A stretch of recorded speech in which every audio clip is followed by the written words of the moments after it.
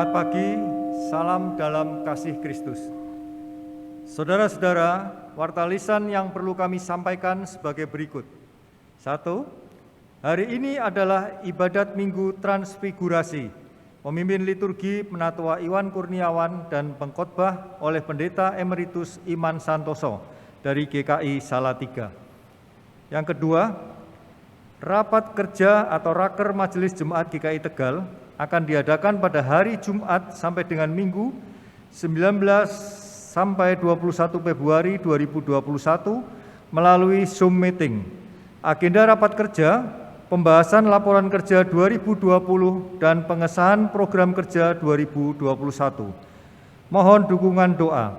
Jika ada usul atau masukan-masukan dari Jemaat GKI Tegal, silakan menyampaikan melalui WA Penatua Hendra Wijaya 0878 3005 9777. Yang ketiga, Panitia Usaha Kesehatan Bersama akan mengadakan talk show Badai Pandemi COVID-19, kapan berakhir? Pada malam nanti pukul 7:30. Jangan lewatkan kesempatan ini. Mari bergabung dengan link Zoom meeting yang telah dibagikan. Yang keempat, pelayanan pastoral kepada umat yang sakit dan konseling untuk sementara dilakukan melalui telepon atau menggunakan media sosial lainnya. Demikian warta lisan ini, selamat memasuki ibadat.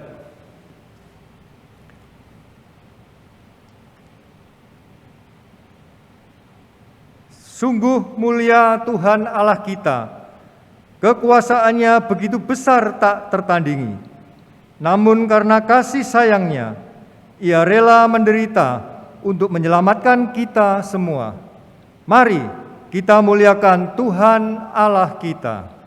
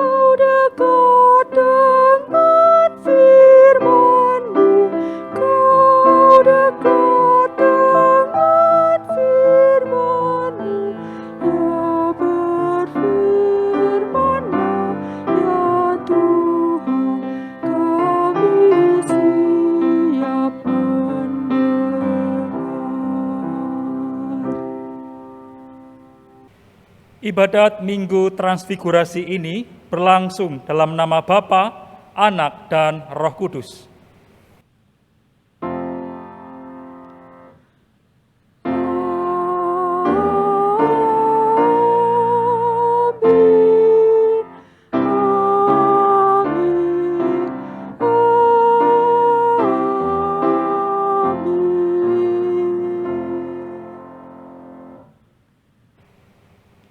Kasih karunia dan damai sejahtera dari Allah Bapa kita dan dari Tuhan Yesus Kristus menyertai saudara sekalian.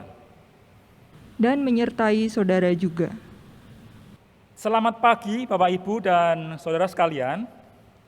Hari Minggu ini kita memasuki Minggu Transfigurasi dengan warna liturgi putih. Dan di hari Rabu yang akan datang, kita sudah memasuki masa Paskah yang diawali dengan Rabu Abu. Tema ibadat kita kali ini adalah transfigurasi antara penderitaan dan kemuliaan. Transfigurasi sendiri memiliki makna harafiah perubahan wajah yang merujuk pada perubahan wajah Yesus yang penuh kemuliaan di atas gunung. Namun transfigurasi juga menjadi tanda penderitaan yang akan dialami oleh Tuhan Yesus. Oleh karena itu, peristiwa ini mengajak kita semua untuk semakin beriman kepada Tuhan Yesus dalam segala keadaan, baik dalam suasana kemuliaan maupun saat mengalami penderitaan.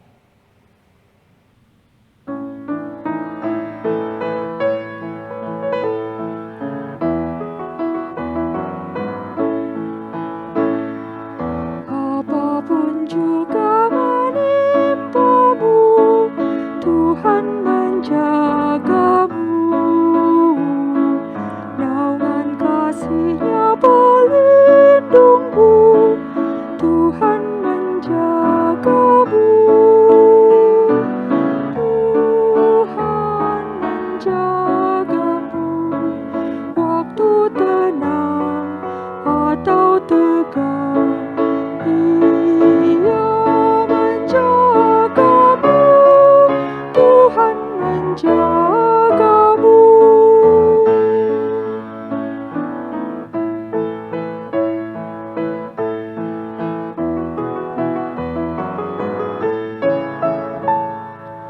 Dipeliharanya hidupmu, Tuhan menjagamu. Dan didengarkannya doamu, Tuhan menjagamu. Tuhan menjagamu waktu tenang atau tegang. Ia menjagamu, Tuhan menjagamu.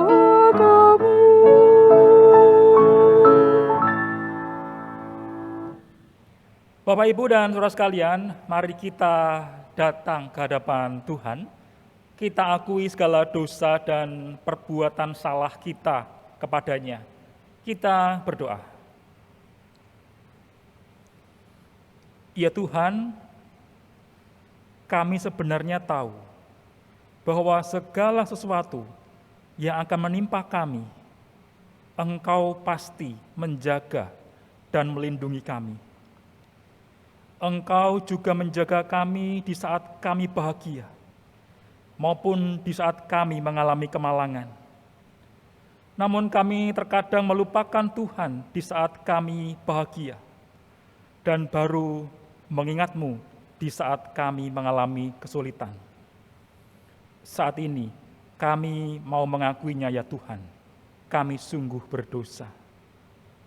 Terlebih lagi di masa-masa yang sulit ini, di masa pandemi COVID-19 ini, kami juga lupa akan kesulitan yang dialami oleh sesama kami. Kami merasa jika hidup kami yang paling berat, yang paling susah, sehingga kami egois dan hanya mementingkan diri kami sendiri. Bahkan dengan sengaja, kami berbuat jahat dengan mengambil keuntungan dari orang lain. Ampuni kami, ya Tuhan, kami sungguh berdosa. Inilah doa pengakuan dosa kami yang kami naikkan di dalam nama Tuhan Yesus Kristus. Amin. Berita anugerah diambil dari 1 Yohanes pasal 1 ayat 7 dan 8. Tetapi jika kita hidup di dalam terang, sama seperti Dia ada di dalam terang, maka kita beroleh persekutuan seorang dengan yang lain, dan darah Yesus, anaknya itu, menyucikan kita daripada segala dosa. Jika kita mengaku dosa kita, maka Ia adalah setia dan adil, sehingga Ia akan mengampuni segala dosa kita dan menyucikan kita dari segala kejahatan. Demikianlah berita anugerah dari Tuhan. Syukur kepada Allah. Damai besertamu.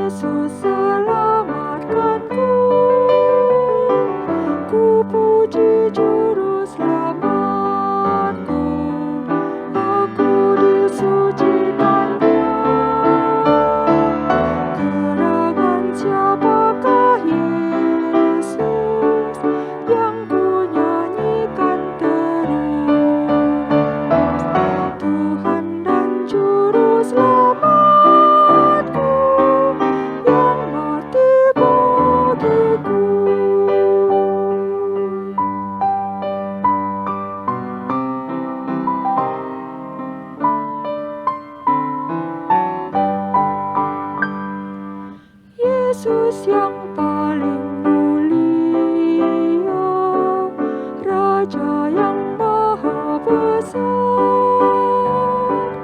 kasih karunia dan rahmat dicurahkan padaku.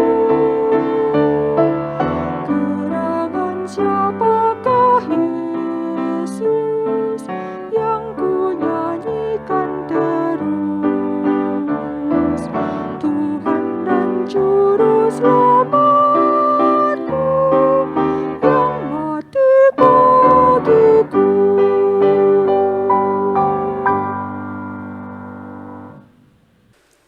Saudara sekalian yang dikasihi Tuhan, sebelum kita merenungkan firman Tuhan, kita bersama-sama berdoa. Mari kita bersama-sama berdoa. Bapa di surga, kami bersyukur bisa beribadah pada hari ini. Dan sekarang kami mau mendengarkan pemberitaan firman Tuhan. Kiranya Tuhan menerangi hati dan pikiran kami, sehingga kami bisa mengerti pesan-pesan Tuhan melalui firman-Mu hari ini. Bersabdalah kepada kami ya Tuhan, kami mau mendengarkannya. Kami berdoa di dalam nama Tuhan Yesus, firman Allah yang hidup. Amin. Adapun sabda Tuhan yang mau kita renungkan bersama, akan saya bacakan dari Injil Markus pasal yang ke-9, ayat yang kedua sampai dengan ayat yang ke-9. Markus pasal 9 ayat 2 sampai dengan yang ke-9.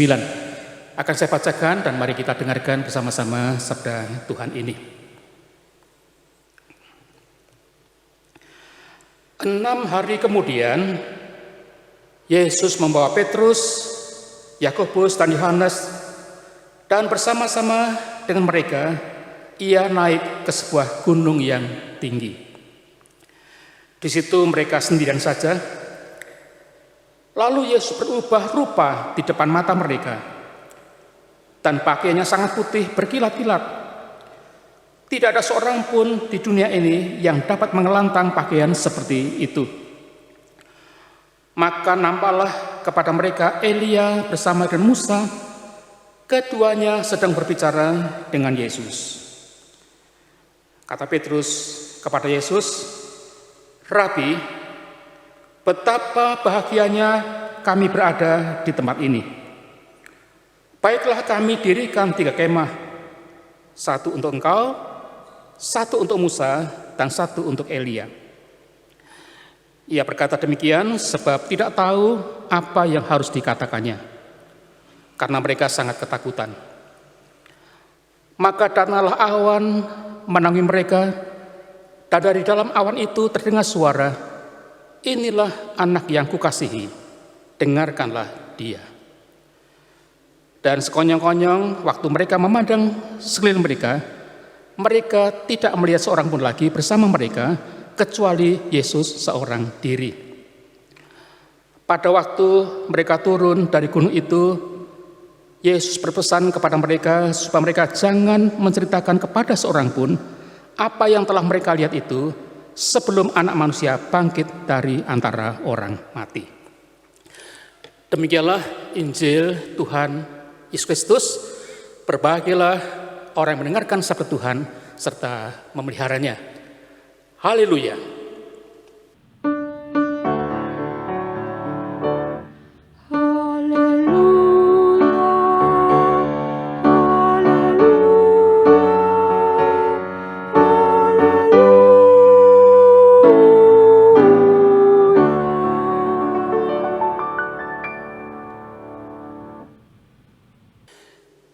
Jemaat sekalian yang dikasihi Tuhan, saya yakin tidak ada seorang pun yang hidup ini yang ingin hidupnya itu menderita, mengalami kesulitan. Semua orang pasti ingin mendapatkan kehidupan yang nyaman, yang sukses, yang berhasil, yang bahagia, punya kedudukan yang mulia. Sedapat mungkin kita semua ingin menghindari segala macam penderitaan dalam kehidupan ini. Kita tidak ingin sakit, Kita tidak berharap rugi, kita juga takut gagal, kita juga tidak mau susah, pokoknya kita ingin yang sebaliknya. Kalau bisa, hidup ini selalu senang, selalu enak, selalu nyaman, selalu banyak rezeki dan sebagainya. Jangan sampai kita ini susah, menderita. Kalaupun kita mau bersusah-susah, itu juga harapannya supaya kita bisa hidup bahagia, supaya kita bisa hidup sukses. Dan bahkan bukan hanya untuk kita, bukan hanya kita yang tidak ingin menderita, kalaupun kita sampai menderita, kita masih berharap anak-anak kita besok tidak hidup semenderita orang tuanya. Kita ingin mereka itu hidupnya lebih baik dari kita semua. Nah, ini harapan semua orang. Orang mengharapkan hidupnya sukses, berhasil, nyaman, banyak rezeki, dan sedapat mungkin tidak mengalami kesusahan apapun dalam kehidupan ini. Nah, sama sekalian, bagaimana dalam kehidupan beragama? Bagaimana dalam kehidupan kita sebagai anak-anak Tuhan yang percaya kepada Tuhan Yesus Kristus? Apa yang kita harapkan dari percaya kepada Yesus? Apa yang kita inginkan dengan menjadi orang Kristen, menjadi pengikut Tuhan Yesus? Coba mari kita renung sejenak. Bagaimana kita memandang Tuhan Yesus itu? Siapa dia dalam kehidupan kita? Dan apa yang kita harapkan dari Tuhan itu? Nah, jujur, bukankah kita seringkali menganggap Yesus itu sebagai sumber berkat, yang memberikan berkat kepada kita, sumber segala yang baik, itulah yang kita harapkan. Apa yang kita harapkan kalau kita itu percaya kepada Yesus, mengikut Tuhan? Kita mengharapkan mendapat banyak berkat, mendapat banyak hal yang kita butuhkan dalam kehidupan ini, bukan? Kita ingin hidup kita selalu diberkati. Nah, kita ingat beberapa waktu yang lalu sampai muncul sebuah aliran yang namanya teologi sukses, yang mengatakan bahwa kalau ikut Tuhan pasti akan sukses, akan kaya raya, akan sukses, berhasil, dan sebagainya. Dan itu banyak orang yang senang. Ikut Yesus dijanjikan enak, mendapat banyak berkat, tidak mengalami kesusahan hidup, dan sebagainya, dan sebagainya. Pertanyaannya, kalau yang terjadi ternyata sebaliknya, mengikut Tuhan malah ternyata sulit, susah, menderita, bagaimana sikap kita? Kalau kita mau merenungkan sebetulnya dalam hidup ini, selalu ada dua sisi ini, bukan? Ada sisi yang menyenangkan, ada juga sisi yang tidak menyenangkan. Ada keberhasilan, tapi kadang juga ada kegagalan. Ada kenikmatan, tapi kadang-kadang juga ada kesulitan, penderitaan, dan sebagainya. Firman Tuhan hari ini akan kita renungkan sejenak, dan mari kita bersama-sama mau melihat pesan apa yang ada dalam bacaan kita hari ini. Kita perhatikan apa yang dipesankan melalui firman Tuhan saat ini. Kisah yang kita baca tadi di dalam Alkitab kita, terjemahan Lembaga Alkitab Indonesia, diberi judul Yesus dimuliakan di atas gunung. Yesus dimuliakan di atas gunung. Dan peristiwa ini terjadi sesudah pengakuan Petrus yang sangat penting itu. Petrus mengatakan kepada Yesus, "Engkau adalah Mesias." Itu pengakuan yang sangat penting, yang sangat mendasar.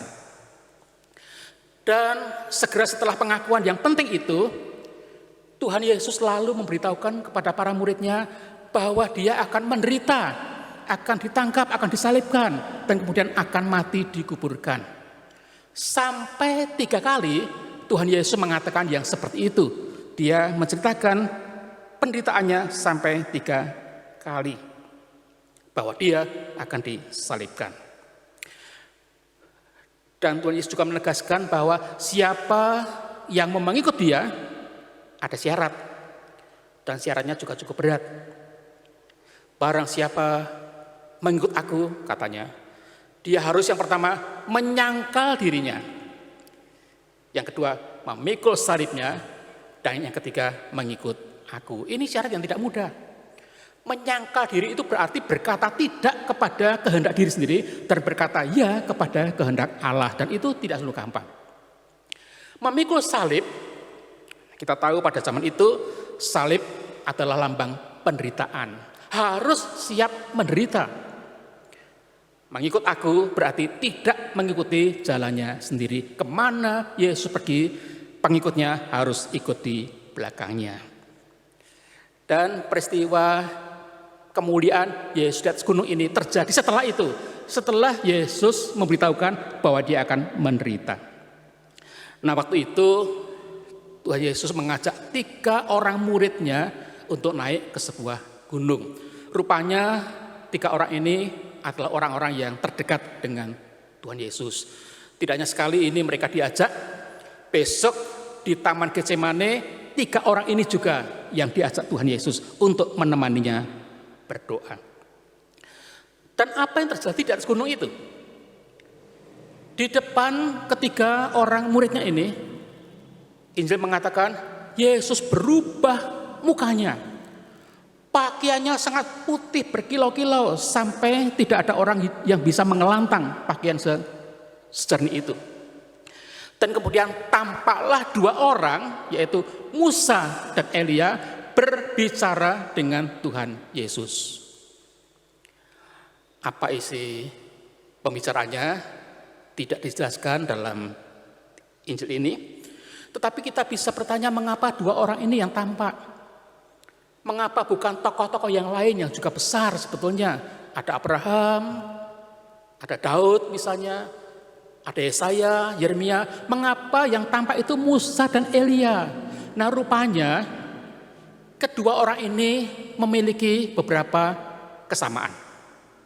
Yang pertama, Musa adalah orang yang juga pernah naik di atas gunung Sinai untuk menerima ke-10 firman itu, 10 hukum Tuhan itu.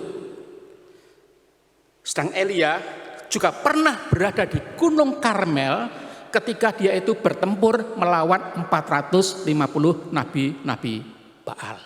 Keduanya pernah ada di atas gunung. Dan yang kedua, rupanya 2 tokoh ini juga punya peranan penting dalam kehidupan umat Israel pada waktu itu. Musa adalah orang yang menerima 10 firman dari Allah. Elia adalah orang yang selalu mengkhotbahkan, merelevansikan firman itu kepada umat supaya dilakukan. Dan di dalam diri Tuhan Yesus bertemulah sang firman dan pelaku firman itu. Yesuslah firman Allah itu, dan dia juga yang menggenapi firman itu dalam kehidupannya. Itu sebabnya di atas gunung itu juga ada suara bahwa Allah berkenan kepadanya, inilah anak yang kukasihi, dengarkanlah dia. Kita ingat kata-kata ini persis seperti waktu Yesus dibaptiskan oleh Yohanes Pembaptis. Waktu itu juga ada suara, inilah anakku yang kukasihi, kepadanya aku berkenan. Nah, saudara, apa yang terjadi kemudian pada para murid itu?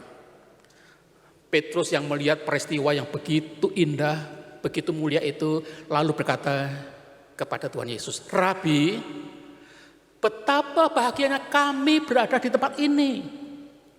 Baiklah, kami dirikan 3 kemah, 1 untuk engkau, 1 untuk Musa, dan 1 untuk Elia. Apa maksud Petrus dengan mengatakan seperti itu?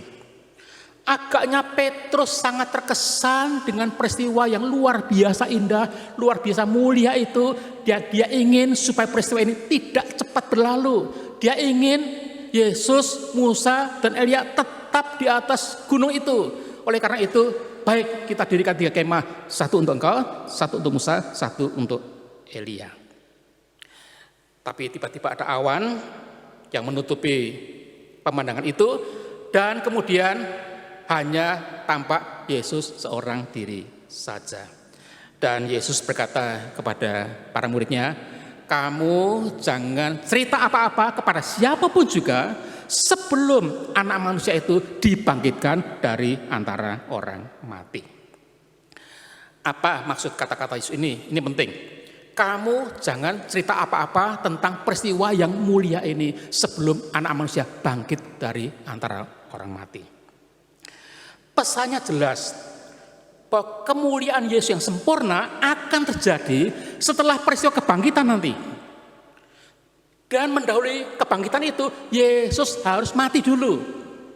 Setelah dia mati, baru bangkit, baru kamu ceritakan peristiwa yang kamu lihat ini. Dan itu berarti tidak ada kemuliaan tanpa penderitaan. Tidak ada hal yang indah, yang mulia yang didapat kalau orang tidak mau menderita terlebih dahulu.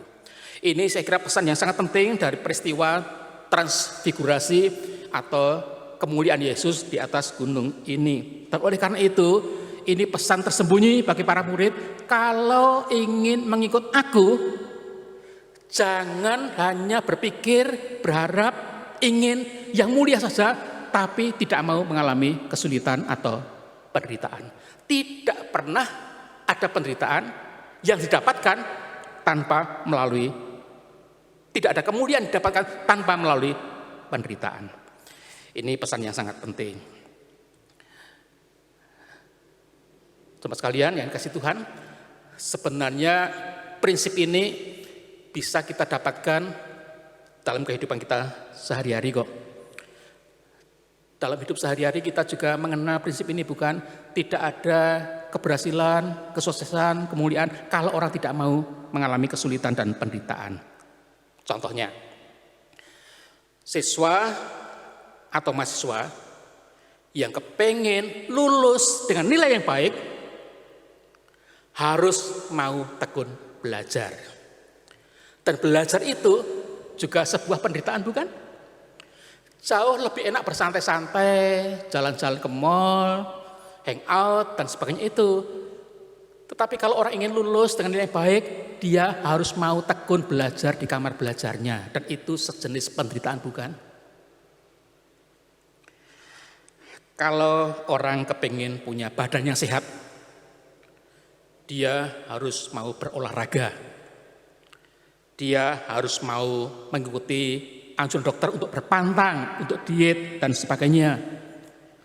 Dan itu juga sejenis penderitaan, bukan? Mana lebih enak? Bangun pagi-pagi lalu senam, berolahraga, atau tetap tidur, selimutan, pas cuaca dingin. Kalau kepingin sehat, orang juga harus mau sulit, mau berjuang, mau menderita. Bagaimana kita bisa sukses dalam kehidupan, berhasil dalam kehidupan? Tentunya kita juga mau kerja keras. Tidak pernah ada hasil tanpa usaha, bukan? Kita kerja keras, berhemat, tekun. Ada ungkapan mengatakan no gain, no pain, no gain. Tidak ada hasil kalau kita tidak mau berkeringat terlebih dahulu. Nah, dalam mengikuti Yesus juga sama halnya. Tidak ada kemuliaan, kenikmatan, keberhasilan, kesuksesan kalau orang tidak mau menderita. Jujur kita mengakui bahwa seringkali kita kepengen enaknya saja, bukan? Ingin mendapatkan berkat-berkat Tuhan, tapi tidak siap, tidak mau menerima kalau kita harus mengalami penderitaan. Kita ingat contoh di Perjanjian Lama yang sangat jelas. Ini kisah tentang Ayub. Ayub itu dikisahkan dalam kitab suci sebagai orang yang saleh, yang takut akan Allah, yang menjauhi kejahatan, dan dia diberkati dan luar biasa, kekayaan yang banyak sekali. Tapi pada suatu hari semuanya diambil dari Ayub. 10 anaknya mati, ternak-ternaknya dirampas oleh orang Kasdim. Dia sendiri kena penyakit parah, bisulan dari ujung kaki sampai ke patok kepalanya. Tetapi Ayub tenang dan tidak berbuat dosa dengan mulutnya. Cuma istrinya ketika melihat penderitaan Ayub begitu besar itu, datang dan berkata kepada Ayub begini, masih bertekunkah engkau dalam kesalehanmu? Kutukilah Allahmu dan matilah. Masih bertekunkah engkau dalam kesalehanmu? Kutukilah Allahmu dan matilah. Buat apa percaya kepada Allah kalau hidupmu seperti ini? Tetapi luar biasa, jawab Ayub. Apa yang dia katakan? Ayub berkata demikian, kamu ini berbicara seperti perempuan gila. Apakah kita menerima yang baik dari Allah tapi tidak mau menerima yang buruk? Kamu berbicara seperti perempuan gila. Apakah kita mau menerima yang baik dari Allah dan tidak mau menerima yang buruk? Dan kita mencatat dalam semuanya ini, Ayub tidak berbuat dosa dengan bibirnya. Dan kemudian kisah selanjutnya kita tahu, Ayub dipulihkan, dikarunia lagi anak-anak, hartanya, ternaknya juga dikembalikan kepada Ayub. Dia bisa tekun dalam penderitaannya dan datanglah kemuliaan yang dari Tuhan itu. Nah, contoh lain dalam Perjanjian Baru, kita kenal seorang tokoh yang namanya Stefanus. Ini yang bersaksi bahwa Yesuslah Mesias yang dijanjikan itu. Dan apa yang dialami oleh Stefanus? Orang-orang tidak suka mendengarkan khotbah Stefanus itu dan kemudian melemparinya, merajaminya dengan batu sampai mati. Dan sebelum mati, Stefanus menengadah ke langit dan dia berkata, aku melihat langit terbuka dan anak manusia berdiri di samping kanan Allah Bapa. Stefanus bisa melihat kemuliaan itu. Kematiannya tidak sia-sia karena dia mau menderita, dia dimuliakan oleh Tuhan sendiri. Pertanyaannya, bagaimana dengan kita? Apa kita juga siap untuk seperti itu? Apa kita juga tahu bahwa penderitaan itu kaitannya dengan kemuliaan? Kemuliaan itu harus didahului dengan penderitaan juga. Dalam pelayanan di gereja, saya kira soal ini juga jelas. Saya berikan contoh, misalnya, kalau saudara ikut KUR, bukan suara di gereja, mana yang lebih bagus paduan suara nanti? Kalau sebelumnya ada banyak latihan, banyak persiapan, atau hanya latihan sekali saja? Nah, kita bisa menjawabnya dengan jelas. Dengan banyak latihan, maka akan tampil dengan bagus. Keluarnya tidak susuan, bisa rapi, ditata, nyanyi juga bisa kompak, penampilannya bisa bagus. Dan itu didapatkan, didahului dengan latihan beberapa kali yang panjang, melelahkan, mungkin juga bosan, penderitaan, tapi hasilnya adalah kemuliaan. Atau kalau ada di antara saudara yang menjadi guru sekolah minggu, saudara mungkin punya pengalaman ya bagaimana mengajar anak-anak. Saudara kalau cukup mempersiapkan diri untuk bercerita, pasti saudara akan cerita dengan lancar. Pasti saudara akan cerita dengan menarik, dengan jelas. Sebaliknya, kalau saudara itu tidak mau mempersiapkan diri, bersantai-santai, kepengen enak-enak saja, pada waktu saudara cerita kepada anak-anak, bingung, kacau, tidak urut, tergesa-gesa, dan sebagainya. Nah, sekali lagi, peristiwa Yesus dimuliakan di atas gunung ini memberi pesan pada kita bahwa tidak ada kemuliaan tanpa penderitaan. Orang mengikut Yesus juga harus bersedia menjalani penderitaan sebelum nanti dia mendapatkan kemuliaan itu. Yesus sendiri sudah seperti itu. Kemuliaannya dari Bapa diperolehnya dalam ketaatannya menjalani jalan penderitaan. Dan memang rupanya bersedia menderita itu anugerah dari Tuhan. Bukan berasal dari kemauan kita sendiri. Dalam surat Filipi pasal 1 ayat 29, Paulus pernah berkata begini, sebab kepada kamu dikaruniakan, bukan saja untuk percaya kepada Tuhan, tetapi juga untuk menderita untuk Dia. Nah, karena itu, marilah kita juga membuka hati kita untuk menerima karunia bersedia menderita demi Tuhan itu sebelum datang kemuliaan nanti. Mari kita juga tetap setia menjadi murid Yesus dalam setiap situasi.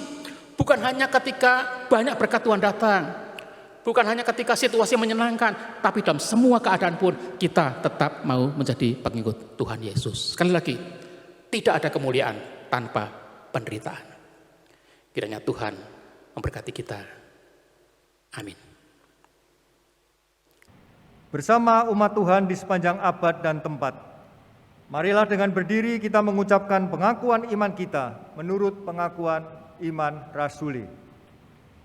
Aku percaya kepada Allah, Bapa yang Maha Kuasa, Khalik langit dan bumi, dan kepada Yesus Kristus, Anaknya yang tunggal Tuhan kita, yang dikandung dari Roh Kudus, lahir dari anak darah Maria, yang menderita sengsara di bawah pemerintahan Pontius Pilatus, disalibkan, mati dan dikuburkan, turun dalam kerajaan maut. Pada hari yang ketiga, bangkit pula dari antara orang mati, naik ke surga, duduk di sebelah kanan Allah, Bapa yang Maha Kuasa, dan dari sana Ia akan datang untuk menghakimi orang yang hidup dan yang mati. Aku percaya kepada Roh Kudus, gereja yang kudus dan am, persekutuan orang kudus, pengampunan dosa, kebangkitan orang mati, dan hidup yang kekal. Amin. Mari kita naikkan doa syafaat kita, dan di akhir doa nanti kita akan menyanyikan doa Bapa kami secara bersama-sama. Mari kita berdoa. Ya Tuhan, kami telah mendengarkan pemberitaan firman-Mu yang mengajarkan dan menegaskan untuk hidup bersama dengan Tuhan Yesus dalam segala keadaan. Mampukan kami untuk terus menghayatinya dengan mau untuk turut mendengarkan penderitaan yang ada di sekitar kami. Oleh karena itu, saat ini kami bersehati, kami mau berdoa untuk penderitaan yang sedang dialami di sekitar kami, bahkan di dunia ini. Pandemi COVID-19 yang juga belum usai. Tidak hanya kesehatan, tetapi perekonomian, pendidikan, dan aspek-aspek lainnya terdampak karena COVID-19. Kami mau terus berpengharapan di dalam Tuhan, karena Engkaulah yang akan menjaga hidup kami. Ya Tuhan, kami percaya, melalui pemberian vaksin yang telah dilakukan, akan dapat menghentikan pandemi ini. Kami juga terus berdoa agar masyarakat semakin sadar pentingnya mematuhi aturan protokol kesehatan agar pandemi ini segera usai. Ya Tuhan, kami berdoa untuk pemerintahan dan pihak-pihak yang saat ini tengah berusaha menangani dan mengatasi penyebaran COVID-19. Secara khusus untuk gugus tugas COVID-19, para dokter, perawat, dan petugas medis, kiranya Tuhan terus menjaga dan melindungi mereka. Tuhan, kami juga berdoa untuk Pendeta Priscilla Agustina dan keluarga, serta Pendeta Emeritus Stefanus dan keluarga. Tuhan lindungi dan jagai mereka, sehingga tetap sehat dan terus dimampukan untuk bersama-sama melayani Tuhan di GKI Tegal. Tuhan, saat ini kami berdoa bagi Majelis Jemaat GKI Tegal yang akan melaksanakan rapat kerja untuk laporan kerja 2020 dan program kerja 2021 mulai tanggal 19 hingga 21 Februari mendatang. Tuhan tolong agar setiap program kerja yang akan disusun dapat sesuai dan menjawab kebutuhan umat di masa-masa pandemi COVID-19 yang saat ini sedang kami alami. Ya Tuhan, dalam minggu ini kami akan segera memasuki masa Paskah yang diawali dengan ibadat Rabu Abu. Kiranya Tuhan menolong setiap anggota panitia MPP 2021 Berkati setiap persiapan yang boleh dilakukan, sehingga mampu menyusun kegiatan-kegiatan yang akan membawa kami semakin menghayati akan karya keselamatan Tuhan Yesus dari penderitaan, kematian, hingga kebangkitan. Tidak lupa ya Tuhan, kami berdoa untuk pembangunan gedung sekolah Elkana. Kami mohon agar Engkau memberkati panitia pembangunan, menyertai setiap rencana, dan mencukupkan setiap anggaran yang dibutuhkan, sehingga dapat diselesaikan dan gedung sekolah Elkana boleh berdiri kokoh untuk memuliakan nama Tuhan. Tuhan, saat ini kami juga berdoa untuk mereka yang sedang sakit, yang mengalami lemah tubuh. Secara khusus kami berdoa untuk Ibu Yeniwati, Ibu Teorena, dan mereka yang kami sebutkan dalam doa-doa pribadi kami. Kiranya Tuhan memulihkan dan menyembuhkan mereka. Tuhan, kami juga hendak mendoakan pergumulan-pergumulan pribadi kami.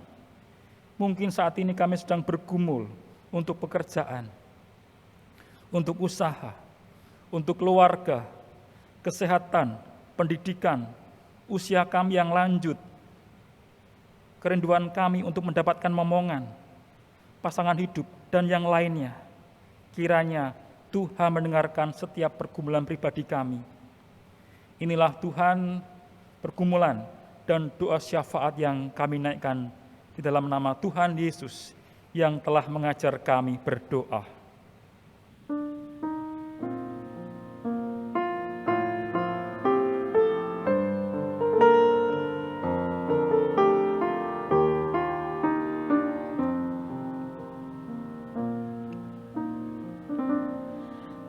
Bapa kami yang ada di surga, dikuduskanlah namamu,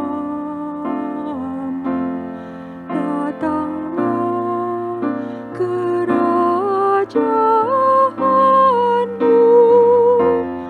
jadilah kehendakmu di bumi seperti di surga. Berilah kami pada hari ini makanan kami yang secukupnya, dan ampuni kesalahan kami seperti kami ampuni yang lain, dan jauhkan kami dari pencobaan, lepaskanlah kami dari yang jahat.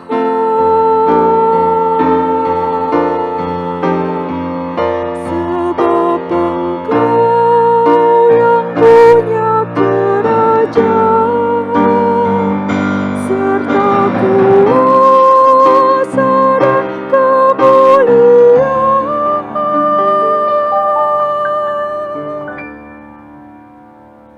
sampai selama-lamanya.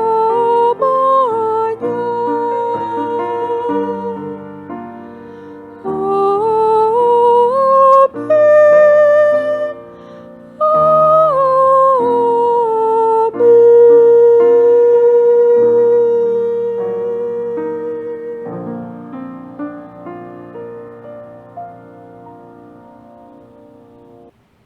Saudara-saudara, selama kita belum dapat beribadat di gedung gereja, maka semua jenis persembahan yang biasa diberikan, seperti kolekte, bulanan, sampul persembahan syukur Natal, persepuluhan, ucapan syukur, dan lainnya, dapat langsung ditransfer ke rekening Gereja Kristen Indonesia Tegal, BCA 0476 399 399. Saudara-saudara juga dapat memasukkan persembahan ke kotak persembahan di depan kantor gereja pada jam kerja Senin sampai dengan Jumat pukul 8 sampai dengan 13. Majelis Jemaat GKI Tegal juga mengembangkan QR Code Standar Pembayaran Nasional atau QRIS untuk mempermudah saudara-saudara di dalam memberikan persembahan, sehingga saudara dapat memberikan persembahan melalui aplikasi uang elektronik seperti M-Banking, GoPay, OVO, Dana, Sakuku, dan lain-lain. Bagi saudara yang kesulitan mentransfer atau tidak bisa bepergian, Majelis Jemaat GKI Tegal dapat melayani pengambilan sampul-sampul tersebut ke rumah saudara. Silakan menginformasikan atau menghubungi melalui SMS atau WA 0856 6688 246. Bagi anggota dan simpatisan GKI Tegal Pos Jemaat Slawi, kolekte, persembahan bulanan, atau syukur dan lain-lain dapat ditransfer ke rekening BCA 3622123 atas nama Laura _Duyanti. Saudara-saudara, marilah kita mempersembahkan syukur kita kepada Tuhan dengan mengingat apa yang dinyatakan firman Tuhan di dalam Mazmur pasal 30 ayat 5. Nyanyikanlah mazmur bagi Tuhan, hai orang-orang yang dikasihinya, dan persembahkanlah syukur kepada namanya yang kudus. Mari kita memberi persembahan dengan sukacita dan ucapan syukur.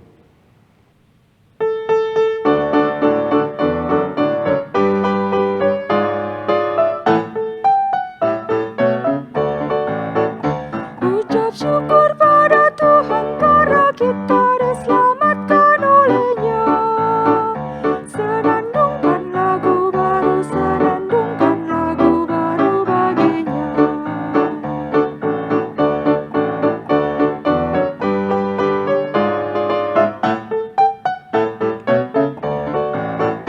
Nyanyikanlah dengan riang karena kasih setia Tuhan, nyanyilah. Senandungkan lagu baru, senandungkan lagu baru bagi-Nya.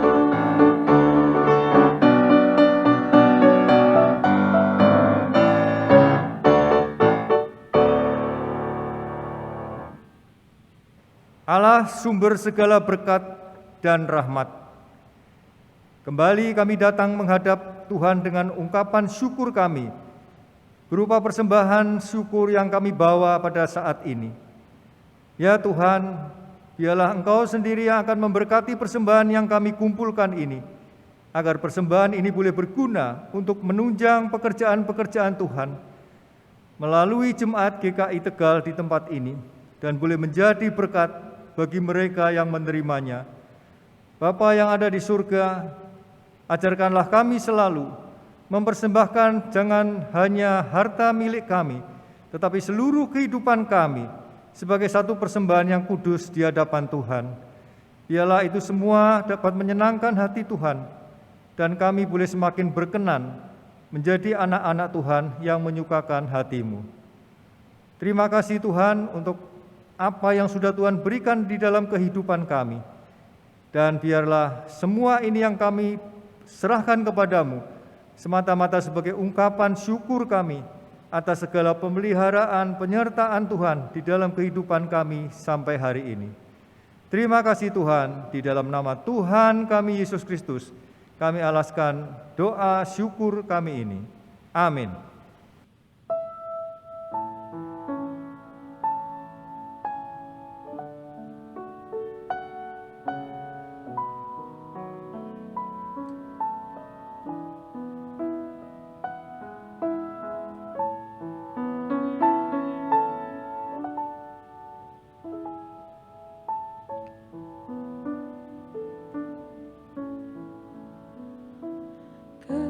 Kendati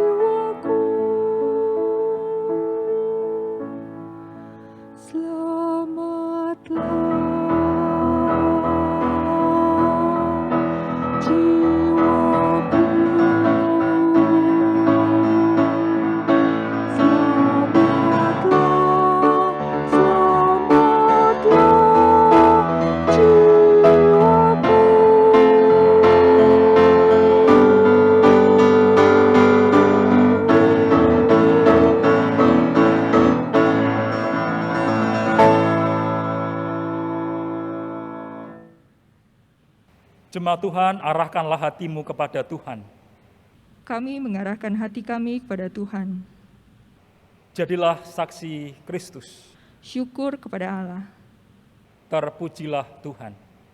kini dan selamanya. Sekarang mari kita menerima berkat dari Tuhan.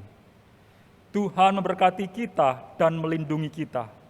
Tuhan menyinari kita dengan wajah-Nya dan memberi kita kasih karunia. Tuhan menghadapkan wajah-Nya kepada kita dan memberi kita damai sejahtera.